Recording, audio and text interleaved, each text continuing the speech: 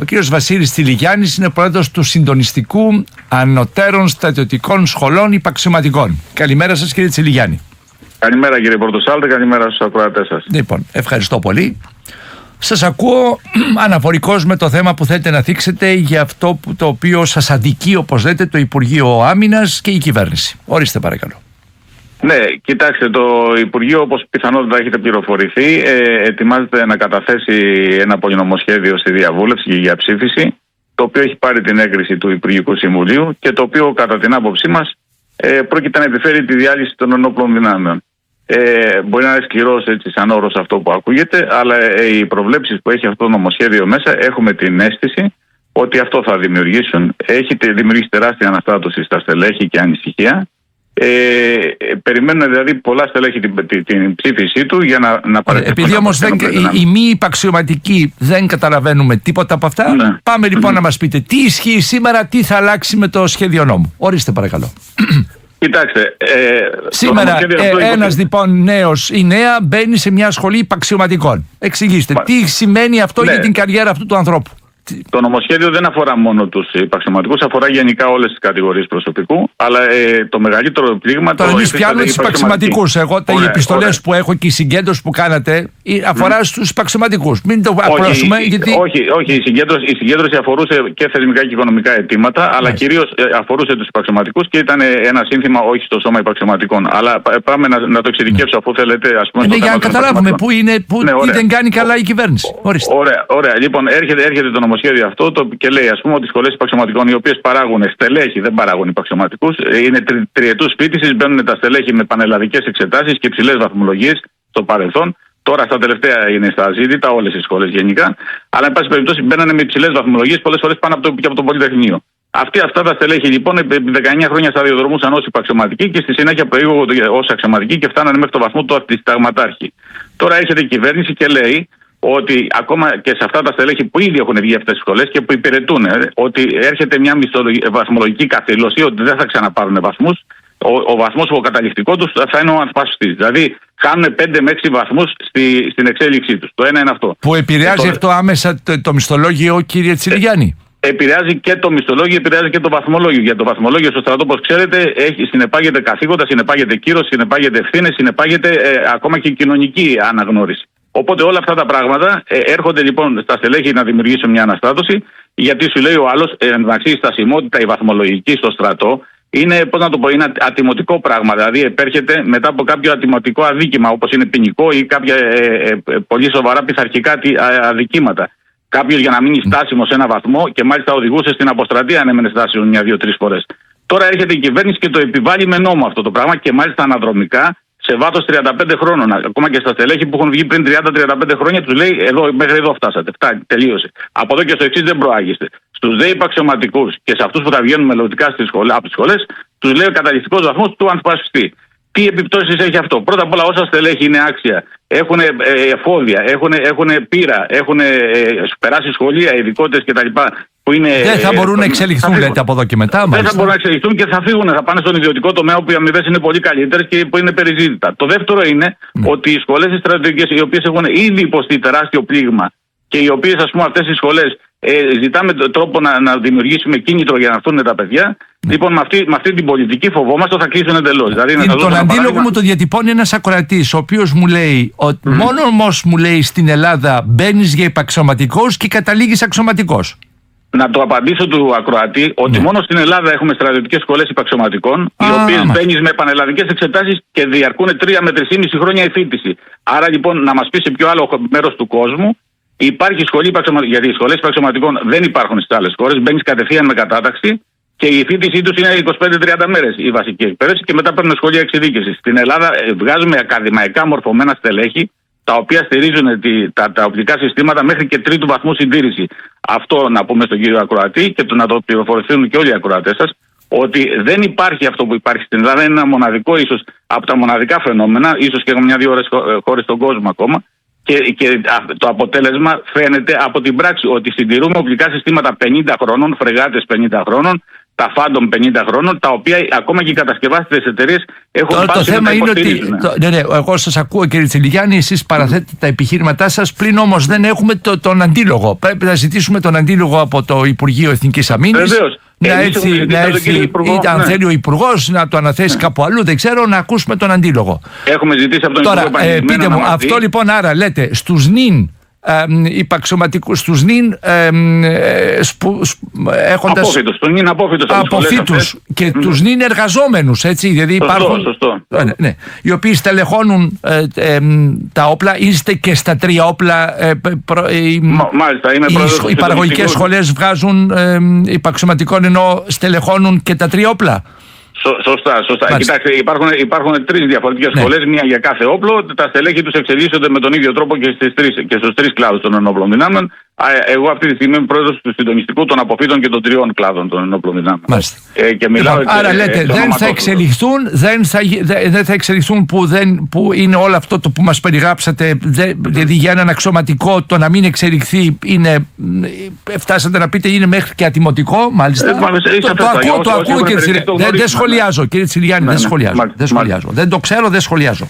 Λοιπόν, και με την ψήφιση του σχεδίου νόμου θα σταματήσει και η μισθολογική εξέλιξη για τους νυν εργαζόμενους, κύριε Τσιλιγιάννη. Όχι, η μισθολογική εξέλιξη θα υπάρχει. Δηλαδή θα υπάρχει αυτό που λέγαμε, υπάρχει με τους νέους πίνακες που τέλος πάντων έχουν διαρρεύσει με το νομοσχέδιο, θα υπάρχει μια εξέλιξη η οποία θα έρχεται κλιμακωτά. Άρα το Υπουργείο.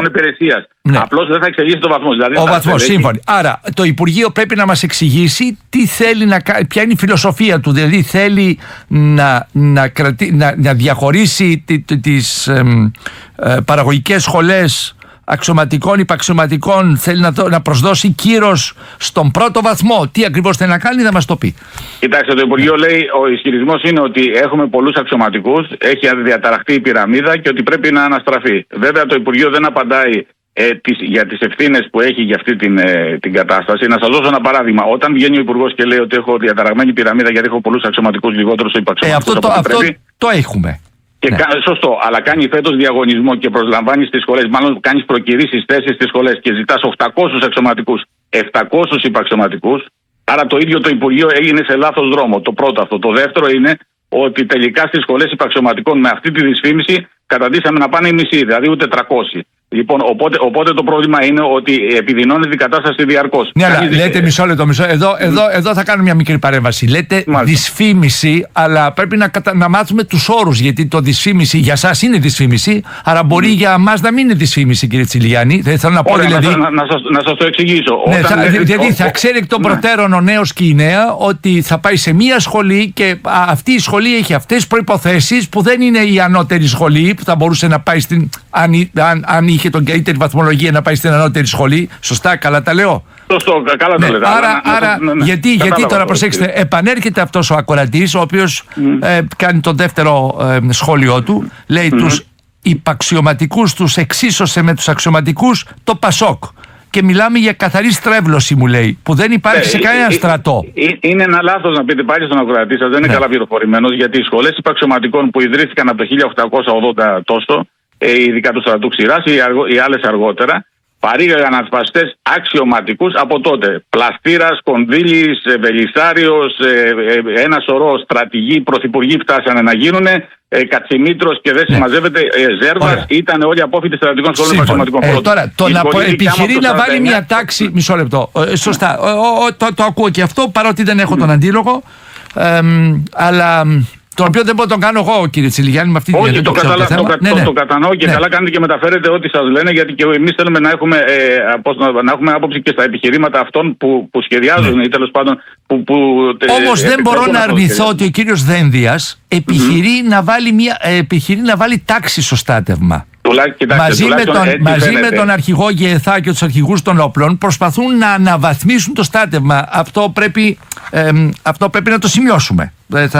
Εμείς δεν έχουμε αυτή την αίσθηση. Έχουμε την αίσθηση, μάλιστα, και αυτό δεν αφορά μόνο τους υπαξιωματικούς. Μαζί με τον κύριο Χούπη, τον αρχηγό Γεθά, επιχειρούν να φτιάξουν ένα στράτευμα το οποίο να είναι σύγχρονο και να ανταποκρίνεται στα σύγχρονα ζητούμενα.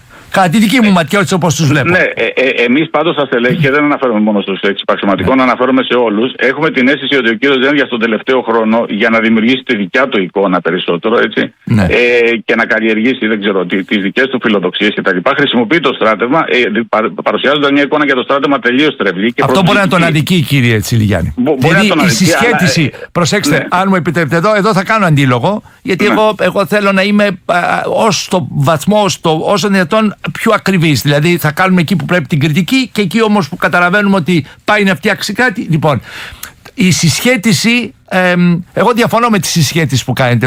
Ο κύριος Δένδιας μπορεί να θέλει να φτιάξει όποιο προφίλ θέλει να κάνει ως πολιτικός, αλλά δεν θα το συσχέτιζα με την προσπάθεια αναμόρφωσης του στρατεύματος να ανταποκρίνεται στις σύγχρονες ανάγκες. Ναι, αλλά κατά την γνώμη μου. Σε αυτό έχω γνώμη. Ναι. Όταν βγαίνεις και με επικοινωνιακά πυροτεχνήματα, ας πούμε, και πυροβολείς συνέχεια τις ένοπλες δυνάμεις με ανακριβή στοιχεία, δηλαδή λες παραδείγματος, έχουν πολλούς κτηνιάτρους, αλλά τώρα που έπεσε η ευλογιά, η επιδημία στα πρόβατα, τους χρειάζεσαι. Και παρόλο που έχεις πολλούς κτηνιάτρους, εξακολουθείς και φέτος να προσλαμβάνεις, να προκυρίσεις τις ίδιες θέσεις με πέρσι και με πρόπερσι. Όταν λες ότι έχω πολλές μονάδες που πρέπει να κλείσουν, παραδείγματος χάρη ναυτοδικεία κτλ., και τελικά αποδεικνύεται ότι δεν είναι ακριβή τα στοιχεία που δίνεις και ότι τώρα αυτή τη στιγμή στην Κρήτη, παραδείγματος χάρη, κλείνουν όλα τα ναυτοδικεία και τα στρατοδικεία και πρέπει να μεταφέρονται τα στελέχη στην Αθήνα και να πληρώνει έξοδα υπηρεσία για να γίνουν οι ίδιες υπηρεσίες. Δηλαδή, θέλω να πω ότι επικοινωνιακά τα στοιχεία που χρησιμοποιούν μπορεί να είναι εντυπωσιακά και το κοινό να λέει να υπάρχει μια προσπάθεια εξυγίανσης, αλλά εμείς που είμαστε μέσα και το ζούμε. Λες τον ανθιπολογαγό ψάρακα από τον ξεψαρώνει, ξέρω εγώ, παραδείγματος χάρη ο υπαξιωματικός που πάει στη μονάδα. Αυτές, ή λες ότι έχουμε πισίνες στην πρώτη στρατιά και το χρησιμοποίησαν επιχείρημα για να κλείσει η πρώτη στρατιά, ή ότι έχουμε ρετυρές στα κολονάκια και μένουν στρατηγοί. Όλα αυτά τα στοιχεία προσβάλλουν και την ανώτατη ηγεσία και τους αξιωματικούς. Είναι ψευδή αυτά τα στοιχεία, επειδή αυτό το έχω ξανακούσει και από άλλον συνομιλητή. Είναι ψευδή αυτά τα στοιχεία. Είναι ανακριβή, είναι ψευδή με την έννοια ότι είναι ανακριβή. Μπορεί να χρησιμοποιηθούν γιατί επικοινωνιακά φαίνονται, πώς να το πω, εντυπωσιακά, αλλά όταν χρησιμοποιεί μια πισίνα η οποία έχει φτιαχτεί το 1948 από τον Βασιλέα Παύλο τότε, ας πούμε, και τα λοιπά, για τα στελέχη, και τη χρησιμοποιεί σήμερα σαν επιχείρημα ότι να στην πρώτη στρατιά περνάνε καλά και πρέπει να την κλείσω για αυτό το λόγο, παραδείγματος χάρη. Ή ότι το ρετυρέ στο κολονάκι υποτίθεται ότι ήταν για τον αρχιστράτηγο και έμεινε μια φορά, αλλά δεν λες ότι τα λεφτά που πήρες από το ρετυρέ, από όλο το κτίριο που το ενοίκιασες, είχαν δικαστικές διαμάχες κτλ. Και γι' αυτό δεν νοικιάζονταν. Θέλω να πω δηλαδή ότι μήπως ταρακουνάει λίγο, τα λιμνάζοντα, μήπως η προσπάθεια Δένδια ταρακουνάει τα λιμνάζοντα ύδατα μες στο στράτευμα, κύριε Τσιλιγιάννη, μήπως. Ερωτώ. Εμείς, κύριε Πρωτοστάτη, και προσωπικά εγώ δεν θα είχα καμία, ούτε πιστεύω ότι το στράτευμα είναι σε όλα του, ας πούμε, τέλειο και δεν πρέπει να το αγγίξει κανείς. Γιατί για χρόνια τώρα είχαμε ότι ο στρατός δίνει ζωή σε μια περιφερειακή πόλη με ένα στρατόπεδο το οποίο ήταν εκεί και αναξιοποιητό. Αυτό είναι γεγονός, έτσι δεν είναι? Σαφέστατα, αλλά να σας πω κάτι, την κριτική να μην την κάνω εγώ. Ο προηγούμενος αρχηγός Γεφά, ο κύριος Φλόρος, έχει κάνει κριτική παραδείγματος χάρη για το κλείσιμο της πρώτης στρατιάς. Δεν μιλάμε για μια μονάδα η οποία. Τώρα με βάζετε στα πολύ βαθιά, πραγματικά. Ναι. Όχι μόνο. Καλά κάνετε και τα διατυπώνετε, αλλά εγώ δεν μπορώ να. Δεν το ξέρω. Θέλω να πω δηλαδή ότι γενικά από τα μέτρα που έχουν προκύψει από τα νομοσχέδια που έχει ψηφίσει ο Υπουργός το τελευταίο διάστημα, και πράγματι έχει ψηφίσει πολλά και έχουν δημιουργήσει τεράστια αναστάτωση. Και δεν θέλω ακριβώς, επειδή δεν τα ξέρετε, να σας εμπλέξω σε αυτή τη συζήτηση, γιατί υπάρχουν νομοσχέδια που αφορούν τα μετοχικά ταμεία και εξανίσταται ο κόσμος, που αφορούν την περιουσία των ενόπλων δυνάμεων και την αξιοποίησή της, που αφορούν το θέμα με τη στεγαστική πολιτική που επηρεάζει τα στελέχη. Όλα αυτά τα θέματα λοιπόν που υπάρχουν ενστάσεις και τα οποία σαφέστατα δεν τα γνωρίζετε, είναι θέματα τα οποία έχουν δημιουργήσει αυτή την αναστάτωση και που τα στελέχη βλέπουν ότι γίνεται μια επικοινωνιακή εκστρατεία.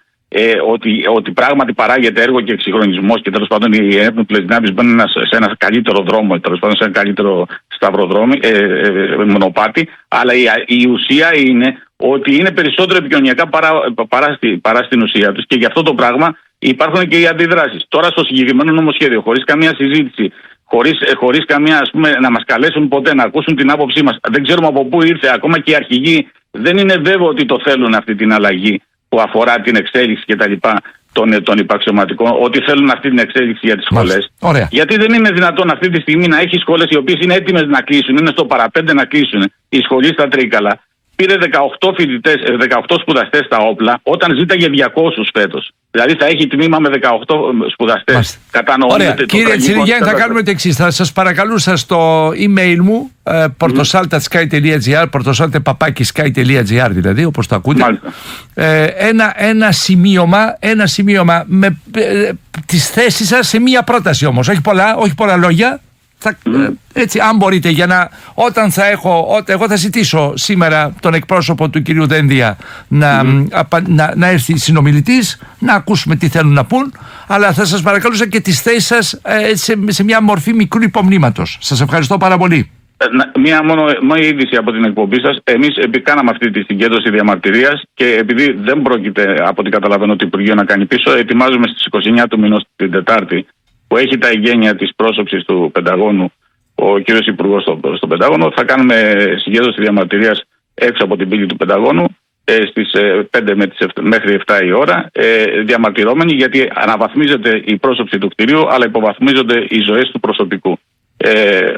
Απλώς το λέω ότι δεν μπορούμε να δεχτούμε αυτές τις αλλαγές αδιαμαρτύρητα, γιατί θεωρούμε ότι πέρα από δεν είναι συντεχνιακό, έχουμε σοβαρή και έντονη ανησυχία για τις επιπτώσεις που θα έχει και στην ομόνοια μεταξύ των στελεχών, αλλά στη συνοχή και την αποτελεσματικότητα των όπλων δυνάμεων σε εποχές πολύ επικίνδυνες αυτός ο σχεδιασμός, και γι' αυτό το λόγο θέλαμε και να μας ακούσετε κι εσείς και οι ακροατές σας, αλλά να μας ακούσει κυρίως το Υπουργείο και να μας κάνει επιτέλους συνομιλητές, για να μπορέσουμε να το πείσουμε ότι αυτές οι αλλαγές θα έχουν τραγικό αντίκτυπο στις ένοπλες δυνάμεις. Σας ευχαριστώ για τη φιλοξενία και που μας δώσατε ευχαριστώ πολύ, κύριε Τσιλιγιάννη. Καλημέρα σας, θα τα ξαναπούμε. Ευχαριστώ. Περιμένω το μήνυμα στο ηλεκτρονικό μου ταχυδρομείο. Ευχαριστώ. Θα το στείλω. Ο κύριος Βασίλης Τσιλιγιάννης είναι πρόεδρος συντονιστικού των ανώτερων στρατιωτικών σχολών υπαξιωματικών. Ευχαριστώ πολύ και πάω σε διάλειμμα.